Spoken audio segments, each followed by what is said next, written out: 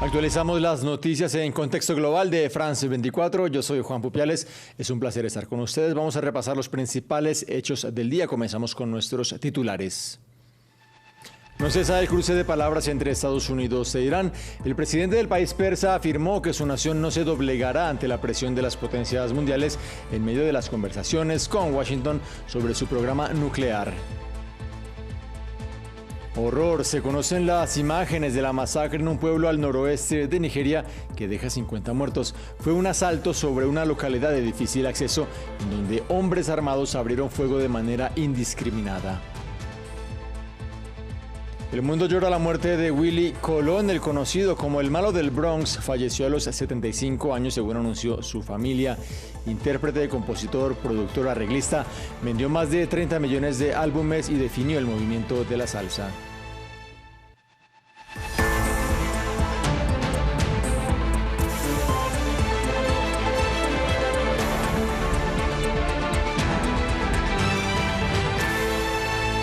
Damos inicio en Medio Oriente porque Estados Unidos posicionó aviones de combate, portaaviones y un enorme contingente militar en la región que no se había visto desde la invasión a Irak en 2003.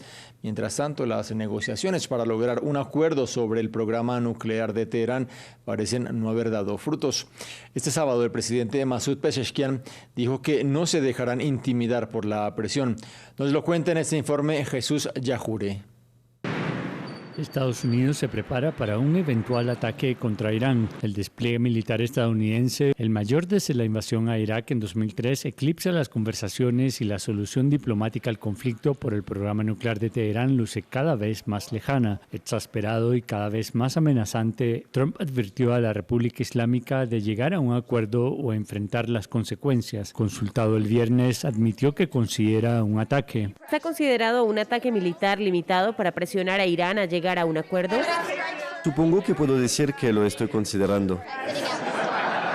Estados Unidos ha elevado su presencia militar en bases en la región y los países del Golfo que albergan tropas estadounidenses temen que un ataque pueda provocar represalias contra ellos. Irán ha advertido que en caso de ataque las bases estadounidenses serán un objetivo legítimo. Imágenes satelitales y datos de vuelo muestran decenas de aviones de combate F-35 estadounidenses que se encuentran estacionados en una base en Jordania. Aviones militares también aterrizaron en la base aérea de Lajes en la isla Terceira en Portugal y en el aeropuerto de Sofía en Bulgaria. Irán posee un arsenal de misiles balísticos de mediano y largo alcance y el viernes, durante ejercicios con Rusia en el estrecho de Hormuz, probó un nuevo misil naval llamado Sayad 3G, según medios iraníes. Analistas aseguran que Teherán sobreestima sus capacidades y comete un error de cálculo al no hacer concesiones. Otros creen que la decisión de Trump de atacar ya está tomada y solo es cuestión de tiempo.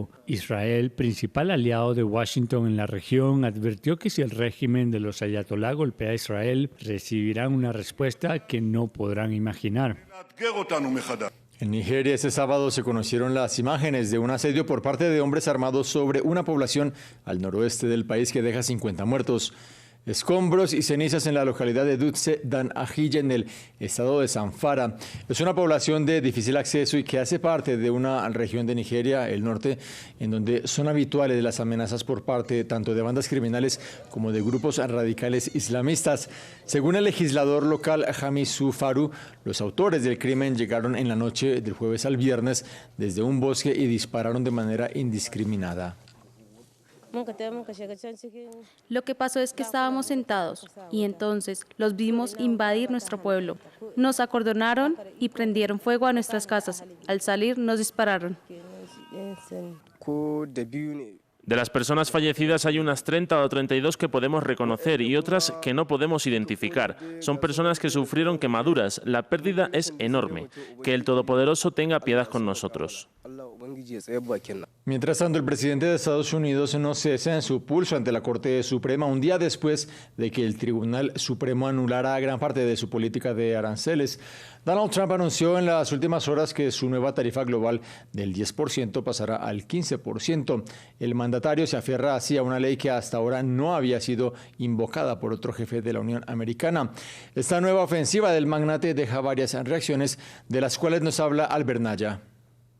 Una sentencia del Tribunal Supremo estadounidense que invalida la mayor parte de los aranceles impuestos por Trump y la respuesta del mandatario al fallo judicial. Por ahora, Trump subió la apuesta mediante un mensaje en redes sociales. Voy a aumentar con efecto inmediato el arancel mundial del 10% a los países, muchos de los cuales han estado estafando a los Estados Unidos durante décadas, sin represalias hasta que yo llegué al nivel totalmente permitido y legalmente aprobado del 15%. La incertidumbre en los mercados sigue patente y los líderes de todo el mundo ya mostraron sus opiniones. Macron fue claro antes de este último anuncio de Trump, al recordar las bondades de la separación de poderes en Estados Unidos.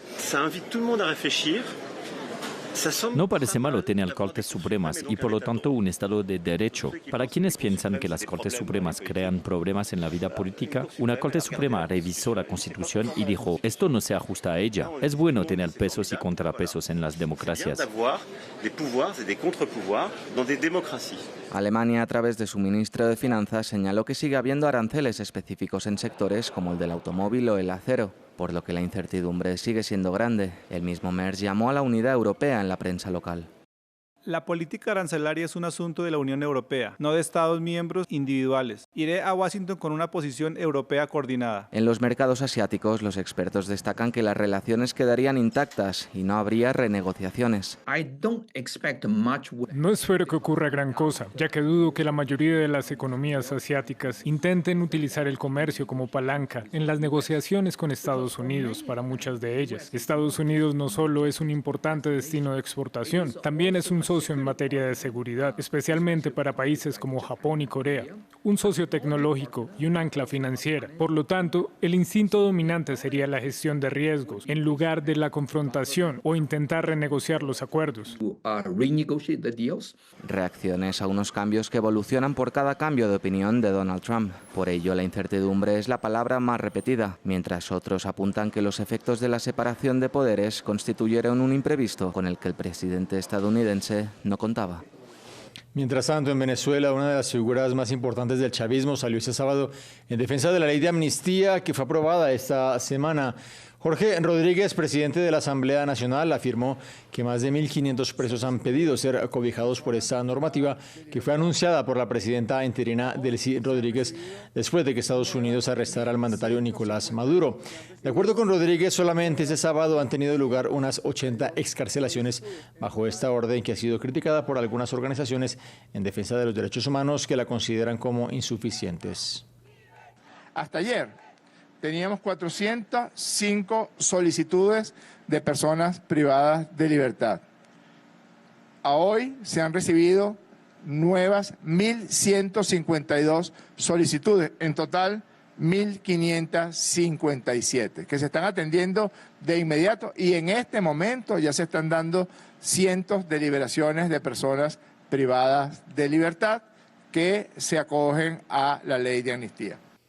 De Venezuela pasamos a la vecina Colombia porque el Parque Natural Tayrona, uno de los destinos turísticos más importantes del país cafetero y territorio sagrado para varios pueblos indígenas, permanece cerrado desde el 17 de febrero por amenazas y extorsiones de grupos paramilitares, según el Ministerio de Defensa, en medio de una disputa territorial entre estos grupos armados. Veamos. Una joya natural y territorio sagrado cerrado por un tema de inseguridad. El Parque Natural Tayrona, uno de los principales destinos turísticos de Colombia, fue cerrado desde el martes, según informó la entidad encargada de administrar el lugar. El gobierno nacional anunció el cierre temporal del Parque Nacional Natural Tayrona como medida preventiva para garantizar la seguridad de visitantes, comunidades y funcionarios tras situaciones recientes registradas en los accesos al área protegida. El Ministerio de Defensa colombiano acusa al grupo paramilitar Autodefensas Conquistadoras de la Sierra Nevada, o ASCN, de amenazar la seguridad de los visitantes, además de extorsiones contra los habitantes. Ubicado en la imponente Sierra Nevada de Santa Marta, sobre el Mar Caribe, el Tayrona es epicentro de disputas entre grupos delictivos al margen de la ley, en particular el Clan del Golfo en negociaciones con el gobierno en Qatar y las ASCN. El ministro de Defensa, Pedro Sánchez, aseguró que los paramilitares ejercen presión a las comunidades para que actúen en contra de las autoridades. En el parque habitan pueblos indígenas como los Coguí, Arhuaco, Wiwa y Cancuamo, que consideran este territorio sagrado. Bueno, lamentablemente acá no recibimos nada de lo que nos corresponde. Así como digo, solo nos utilizan para una herramienta del poder, para que ellos queden empoderados, pero nosotros estamos bajo los pies de todos los gobiernos de los parques nacionales. Ellos dicen que los indígenas nos han ayudado, claro, pero no hemos recibido nada, absolutamente nada, porque Colombia vive el peor pico de violencia en una década. El presidente Gustavo Petro, que terminará su mandato en agosto, intentó negociar la paz total con varios grupos armados sin éxito. India y Brasil, de la mano de sus máximos mandatarios, escenificaron en Nueva Delhi su alineación estratégica. Lula da Silva y Narendra Modi insistieron en la necesidad urgente de reformar el Consejo de Seguridad de Naciones Unidas y en sumar fuerzas para un mayor protagonismo de los países del hemisferio sur. El gigante sudamericano visitó al gigante de Asia Meridional. Lula acudió a Nueva Delhi para certificar que el Frente Sur Global quiere reconfigurar el tablero internacional, una intención que comienza por el fortalecimiento de ambas economías. El presidente de Brasil fue claro al hablar del intercambio comercial bilateral entre ambos países. En 2025, el flujo bilateral superó los 15.000 millones de dólares por primera vez en la historia, un incremento del 25% respecto a 2024. Avanzamos tan rápido que deberíamos revisar nuestra meta de alcanzar los 30.000 millones en comercio para 2030. Para llegar a 30 billones de dólares no intercambio hasta 2030. India busca reducir su dependencia de China para fabricar productos como vehículos eléctricos, paneles solares, celulares inteligentes o motores de avión, mientras América Latina se posiciona ante el gigante asiático como una de sus fuentes principales de materias primas. En este sentido, Brasil posee las segundas mayores reservas de minerales críticos para la cadena de suministro. Por ello, Modi resaltó sus planes con el país sudamericano. El acuerdo sobre minerales críticos y tierras raras es un paso importante hacia la creación de cadenas de suministro resilientes. Nuestra cooperación en el ámbito de la defensa también está aumentando continuamente. Se trata de un excelente ejemplo de confianza mutua y coordinación estratégica. Seguiremos reforzando esta asociación beneficiosa para ambas partes también en el futuro.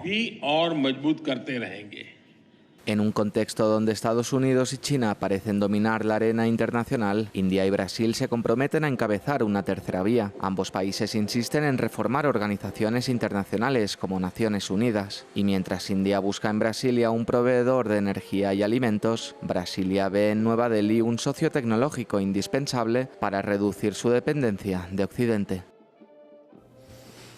La música latina perdió este sábado a uno de sus mayores íconos. Falleció a los 75 años Willy Colón, pionero y artífice de la salsa y quien a través de este movimiento extendió la cultura latina alrededor del mundo.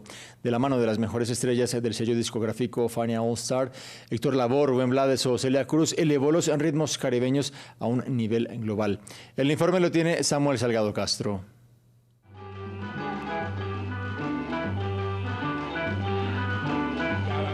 La salsa pierde a uno de sus arquitectos. Willy Colón, trombonista, vocalista y compositor pionero, falleció a los 75 años. Nacido en el Bronx, en la ciudad de Nueva York, pero de padres puertorriqueños, Willy fue criado por su abuela con ritmos tradicionales de Puerto Rico y Cuba y rápidamente descubrió su pasión por el trombón. A los 16 firmó con Fania Records y en 1967 lanzó El Malo, vendiendo más de 300.000 copias. El Malo del Bronx, como era conocido popularmente, produjo más de 40 álbumes, con ventas globales.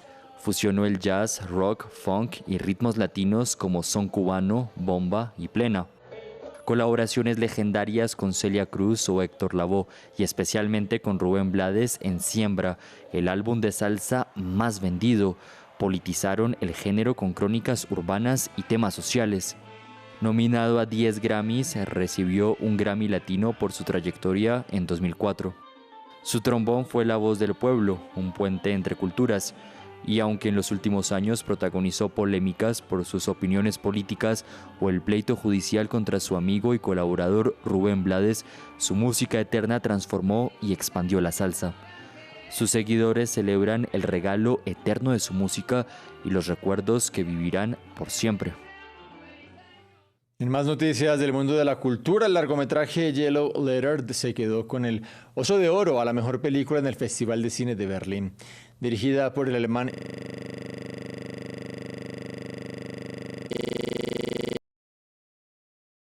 estuvo marcada por una arenga contra el gobierno germano en boca del director sirio-palestino Abdallah al-Hatuf, que acusó al ejecutivo de Berlín de ser cómplice de lo que llamó el genocidio de Israel en la Franja de Gaza.